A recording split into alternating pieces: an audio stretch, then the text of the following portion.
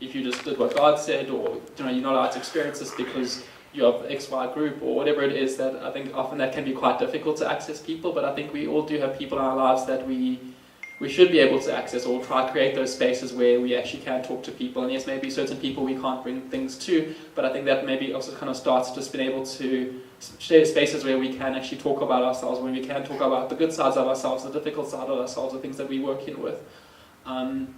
But sometimes that isn't possible. Sometimes it is really hard to share with people in our lives. Sometimes we're embarrassed. Sometimes we... Everyone still hear me?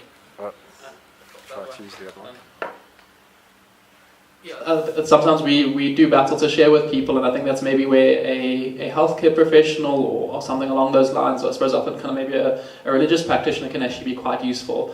Actually going into a space where it is private and confidential, and maybe it's a person that's not going to directly impact your life or is not in your life, but actually someone you can speak to in a way that, you know that it's private and confidential, it's not going to be shared with somebody else. So I think I think one of the other guests today was supposed to be from SADAG, the South African Depression and Anxiety Group. They've got a wonderful, multiple hotlines where you can actually phone in 24 hours a day and actually speak to someone in crisis, or actually just speak to someone to get referrals. In Johannesburg we also have a great resource called Lifeline. So that's also been able to phone in if you're feeling suicidal, or you're distressed, or you're wanting to get more information about support groups or healthcare professionals. So support groups, maybe just mentioning those are also kind of wonderfully accessible actually in Johannesburg, that kind of whatever the difficulties you are going through, be it bereavement or anxiety or substance use, that actually are quite widespread no matter what community you are in Johannesburg. But also, kind of being able to access, I think a lot of us our kind of first port of call for health is our general practitioners, our doctors. I think being able to speak to them about actually what's going on, and sometimes it is maybe starting a conversation, sometimes doctors do provide some counselling, but often doctors will actually either say, okay, I think you maybe do need to go onto medication, that's one way of actually getting help, or maybe you also need to kind of access kind of counselling or psychotherapy, but I suppose kind of having someone that's also going to give you a nuanced understanding of what's going on, that, what are you actually going through, and what are the different ways to help in that specific way. So for example, Pumlani mentioned difficulties with attention and concentration just now. So often we think in a society that could be an attention deficit disorder, or attention deficit and hyperactivity disorder. But sometimes that actually might not be the case. Sometimes when you have difficulties with attention, that could be a symptom of depression. Sometimes it could be a symptom of anxiety. So I suppose that's where maybe a healthcare professional becomes quite useful, because they are going to help you narrow down what you're going through. You're picking up something, you're not feeling so great, or something's not working, but actually for them to say, okay, this is this is not what's working, or this might be what is causing it, but then actually kind of finding an appropriate route. So sometimes it is then a referral to a psychiatrist, I suppose a doctor that's more specialized in mental health. Sometimes it's a referral to a psychologist or a counselor, who's kind of going to provide creating a space to talk and to process things and articulate things. But I suppose also not only having to present to a doctor, that kind of you can directly contact a counsellor or psychologist through private practice, through NGOs, through kind of the state hospital system. Most state kind of hospitals or clinics have a psychologist or a psychiatrist at least one day a week.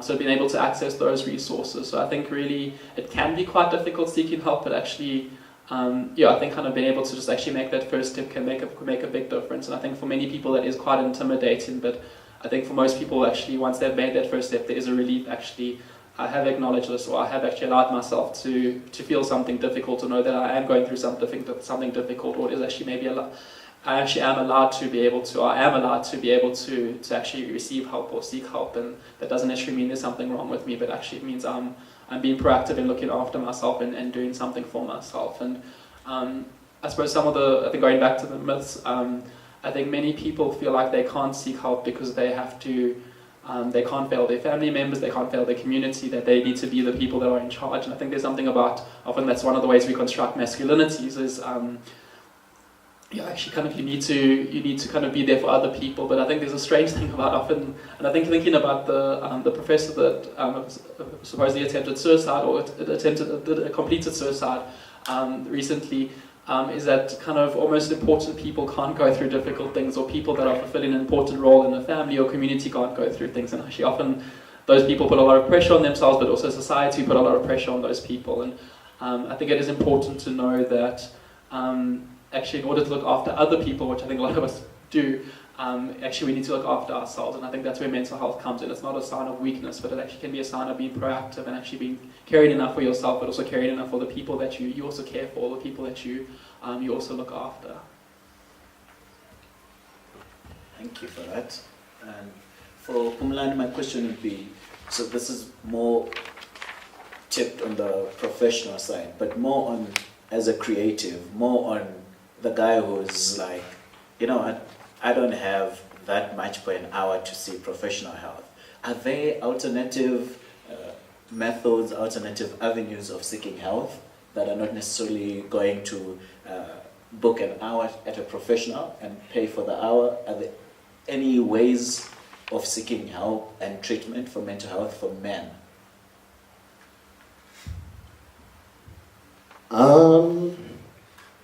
I'd really encourage at the very least to sort of start out with professional help, because they would be able to be in the best position to provide you with sort of interventions and different things that you would then could apply to your own personal life and your own daily discipline. So I definitely say start off, and as Jonathan said, there is state access to these resources, and that actually comes free, and so those things, because it's really incumbent upon the individual as well to really take these measures on board and to be able to start enacting them. But at the same time, when a person is at a breaking point and they feel completely isolated, they would not be able to necessarily do that themselves. So in terms of alternative practice, I wouldn't be in the best position to comment on that, but I would definitely encourage at least initial professional help. Maybe just add to that. So I think other spaces, I think kind of speaking about religious or maybe like traditional healing, I think kind of often various people in our society can actually perform the roles of counselors, and maybe they don't have as much professional training or diagnosis, but many of them actually do know when to refer on if there is a greater concern. But I think that isn't actually, I think I mentioned kind of religious kind of leaders earlier on, but I think that is a potential point of call as well. They can be quite useful. I'd like to open this part to the floor also of seeking treatment, of not only as you seeking treatment, but also as you helping another brother, another man seek treatment, being there. So we've identified that also there is the alternative methods is going to, within your community, within your structure, there are people who are equipped to perform the basic counseling. And so anyone with any comments, if you know of such points, then there might not be the lifeline, but there might be something within the community that somebody doesn't need to then use money as an excuse or use distance as an excuse. Anything that we are aware of within the audience? Thank you. I'd just like to add this. It might be a little bit off your point, but it'll come around. Yes, thank you. I mean, I've sought treatment before, and I'm speaking more as a human because I am a woman. So, and money did actually get in the way, and I found my sessions with the psychologist in private practice was really great. And actually, what I would like to do in future is to kind of have like a year of just going every single week to the psychologist, and that is mainly because I was thinking about it as you're speaking, Jonathan, specifically. And I was thinking, okay, mental health, when we speak of mental health, let's just kind of make it physical. Like, for example, we have a heart condition. You usually go to the doctor, and the doctor gives you treatment, and then you can get to a point where you no longer have a heart condition. Whereas I feel like mental health is something that you have to be on consistently. It's not like you have depression today, and then tomorrow you don't have depression. I had depression when I was a teenager, and even though I don't battle with it as much as I did, I do have moments of feeling suicidal, feeling hopeless, feeling worthless, and I find that it never goes away. And I think that's one of the things that people need to keep in mind when seeking treatment is we're not looking for a once-off. We're not looking for oh, one cure that is going to take it away. It has to be done with a long-term view to say, I'm doing this for my mental health today, and I have to then start putting measures within myself. And I'd like to then kind of point towards self-healing, because I think it's very important to not put too much emphasis on the outside world to give us that validation, that affirmation, that confirmation that we are healed. And as very powerful people, just by being, we are able to then identify the environments that start to kind of bring up those things. I mean, for me, social media is something that I don't play with, because I find that the illusions that are portrayed really mess with my psyche. And so what I have done in order to preserve my mental health is to be very clear about where I stand with it. And that is my personal choice. You know, I don't feel pressure to tell people what I'm eating or what I'm doing, because I know that that doesn't serve me. I don't feel pressure to put out anything, because I no longer put any emphasis on any likes from anybody, because I realized that that was causing me mental strain. So I think we all need to be very, very careful about how we participate in the world, because you'll find that a lot of what causes our mental health are the situations that we have disregarded as triggers. We know they're triggers, but we still go there. And so I think it's all very good to go to a psychologist and to find these spaces within our communities. But I think you have to shift the power back to yourself and say, yes, I have issues with self-esteem or insecurity or abandonment. And then you can then start to do the work around it yourself and say, oh, if I have issues around abandonment, then perhaps I need to look at that. And then look at, for example, issues around abandonment are very easy to link with someone not responding to your WhatsApps. It's as small as that. And when you look at the little fine details and the finer things that start to make you feel less than, then you start to kind of say, how do I shift my attitude around it? And maybe it's about not expecting, you know. So I think my main point is that you as yourself, as a person with mental health issues, can really start to bring yourself back to health by a decision to consistently be on it and not expect it to just go away. That's all. Thank you very much. Is that a hand? Okay, another hand at the back.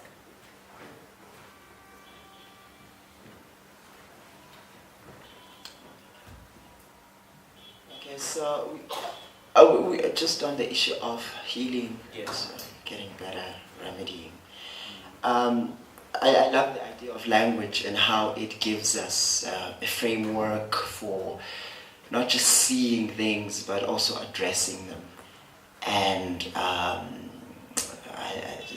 not sure if it's you, Jonathan, but there was somebody who said that, yes, it is actually you.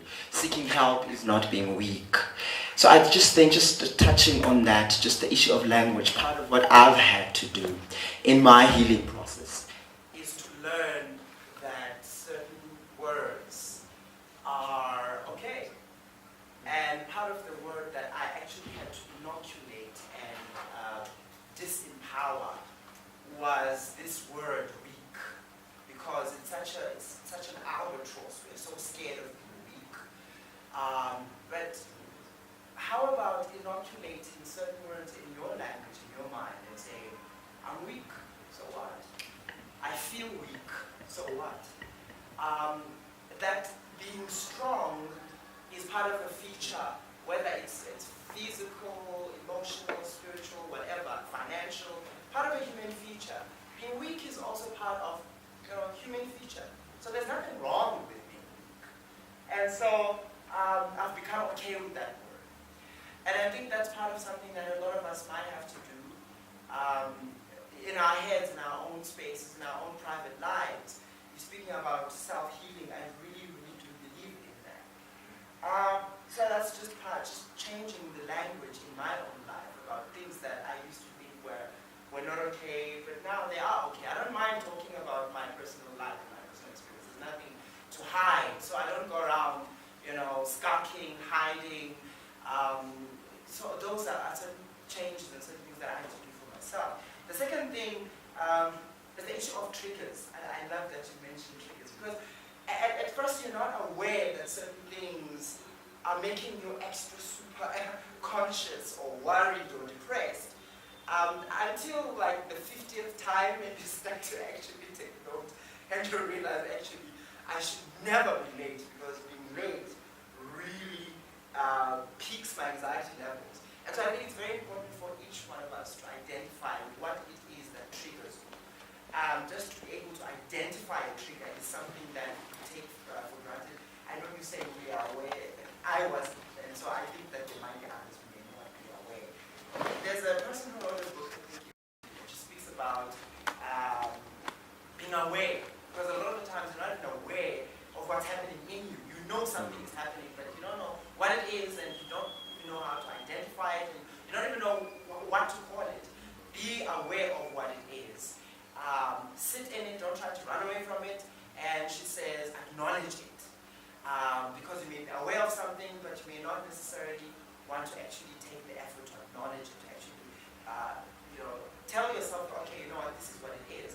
And then she speaks about acceptance. Okay, I may have depression, I have depression, anxiety. So I just thought that it might be useful to just mention that that's part of the healing work that you have to do. And then, that's just the steps. I just want to also just mention that because I have attended therapy for a year, I have been on antidepressants and various medications for a couple of years, and I've weaned myself off them. I decided decision I took lightly, but in that process, what I did was to research and investigate various types of useful working alternatives, not homeopathic material, because that's just supplements, but stuff that really works, that has been researched and found to work. And if you are interested, I have one or two. I will not mention them here. You can get them at Dischem. They have been clinically tried and tested. I'm not talking about GABA. I'm not talking about L-theanine. Those are all just things that people just they're not considered. So if you would like to try that stuff out, I'm very happy to. Thank you all for your contributions and for sharing parts of your lives with us. And before we get to the part where we say we've come to the end, I'd like to ask for closing remarks from Phumlani and Jonathan. Any closing remarks before we close? It's actually hard to end with one. There's just so many. I think really what the two audience members actually spoke about now, I think is really important, that mental health is not something that happens overnight, but it's an ongoing process. And I think as a society, as a community, as a nation, I think really what we need to think about is how do we allow everyone, including men, to be able to kind of continuously grow and work on themselves and to feel okay with that. And I think talking about that there are governmental resources, but I think there's definitely a huge need for kind of more psychologists, more mental health practitioners in South Africa, kind of a sense of language and psychology in South Africa around we actually can focus on our mental health, we can talk about things.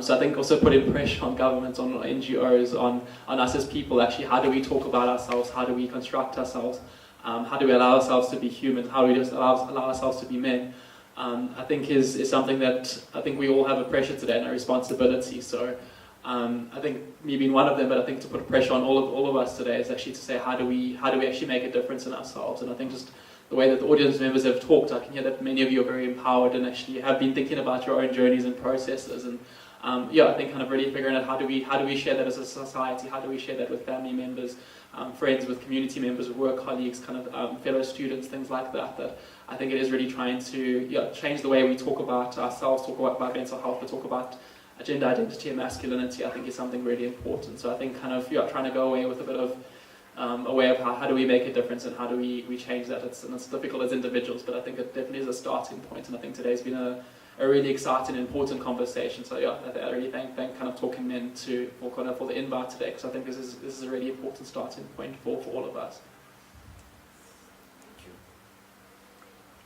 As Jonathan said,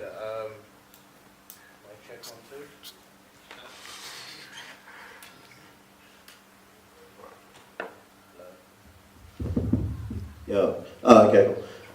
As Jonathan said, like it's a really dope starting point to have these conversations, and I think what it points out is like the pluralities of existence and the different ways that people sort of experience their lives and experience sort of mental health issues or the symptoms of them. It doesn't have to be fully blown or anything like that. So I think it's quite important that we do take the responsibility of being able to sort of engage in these sorts of dialogues, but also expand the language to be more inclusive, so that we are able then to carry these things out over dinner table conversations, or to break down barriers for people who might not be able to understand, that doesn't have the sort of accesses and to information and tools that we do. So yeah, and as men, let's just do better, dudes. Yeah, no, we suck. And so we really need to take it quite seriously in terms of growing the register for our language, to do self-interrogations, to find out a lot about the manifestations and as people have pointed out, whether it's abandonment issues or, you know, or whether it's being late, I guess it's a anxiety-inducing thing. How to take those pressures off of ourselves before we turn them outward and take them out on others. So, and then obviously work on ourselves to better ourselves so that we're also not killing ourselves. Aye, thank you.